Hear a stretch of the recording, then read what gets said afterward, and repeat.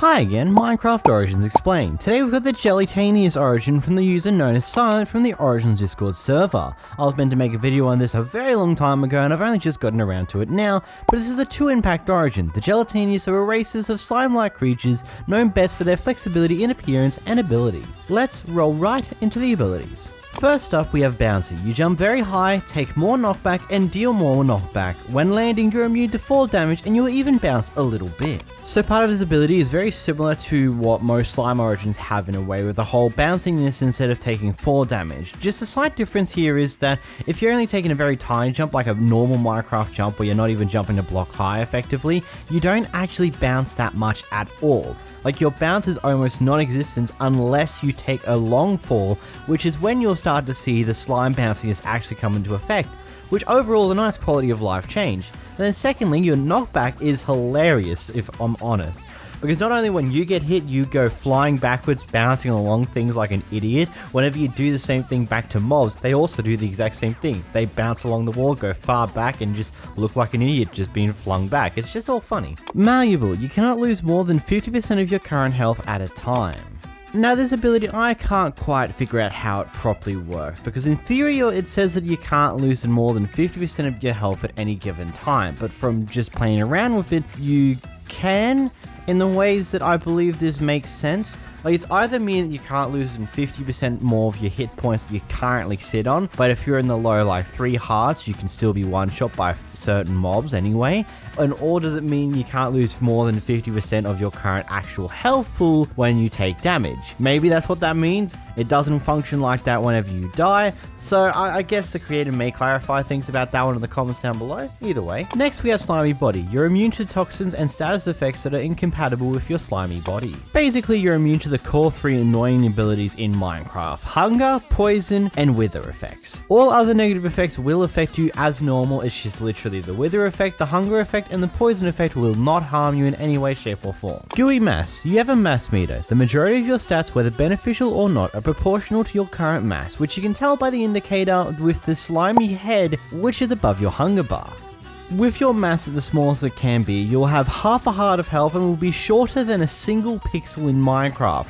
That's shorter than a piece of goddamn carpet.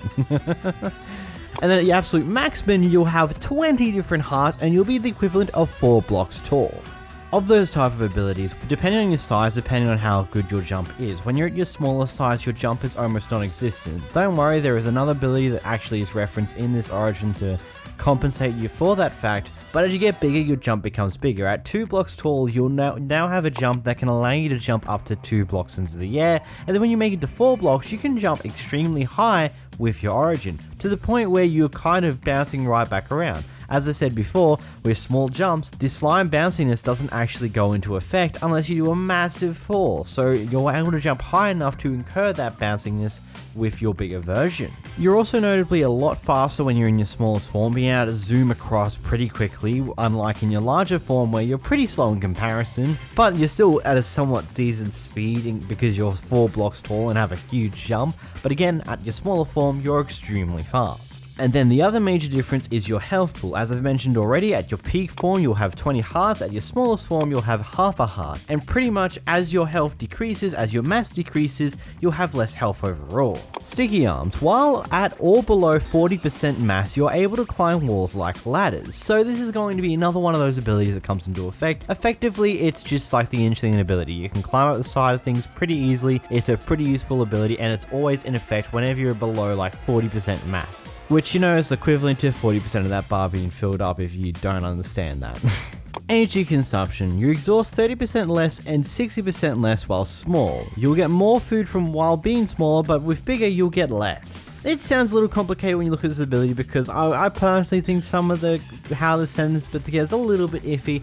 But effectively, overall, you exhaust 30% less than the normal Minecraft player would if you're the same height of the Minecraft player. Whilst you're at your smaller size, you'll exhaust extremely minimalistic in comparison. As you get bigger though, you'll start to consume more food via exhaustion over time. And there's also a furthermore complication to this exhaustion ability, which we'll go over when it comes up. Though to summarize all this, your overexhaustion won't really matter too much. Even at your bigger sizes, your exhaustion doesn't doesn't move too drastically. Mass ejection. You can use your primary ability to eject some of your mass, giving you 1 to 3 slime balls. Now, firstly, this ability might seem a bit interestingly odd, but if you combine it with the mass absorption ability, which also is included with this origin, you may realize that this is effectively gambling with your mass, because 1 slime ball is equal to half a heart of mass growth.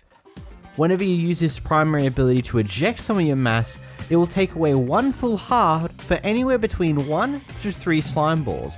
So you'll either end up with less mass than you had before, same amount, or potentially even have an extra slime ball to get to a higher mass than before. It's very interesting because it allows you to try and get your way to have a higher mass without having a need for a slime farm initially. As well, with your mass absorption ability, if you're at full hunger, you can also consume extra food in order to increase your mass via that method as well. Furthermore, along that, you also have slime. Killing enemies will have a 1 in 4 chance to award 1 to 2 slime balls. Overall, just a furthermore boost towards getting slime balls, as well as increasing your mass as this origin, which I'm pretty sure you're starting to understand what's the point of this origin. It's an origin that's made to actually give you, well, you have to manage your mass. You have to know when you want to have your mass at very minimal or at very massive amounts, knowing how to move around faster, how to avoid enemies, how to stay alive, and so many other more interesting things. It's ultimately just a really, really cool subset of abilities, just this little mechanic here with having the mass ability being able to be adjusted via consuming slime balls, and you can even turn your current mass into slime balls, that it has a gamble possibility of becoming more slime balls than what's required to get back to that current mass that you just decreased from. It's overall just really, really interesting.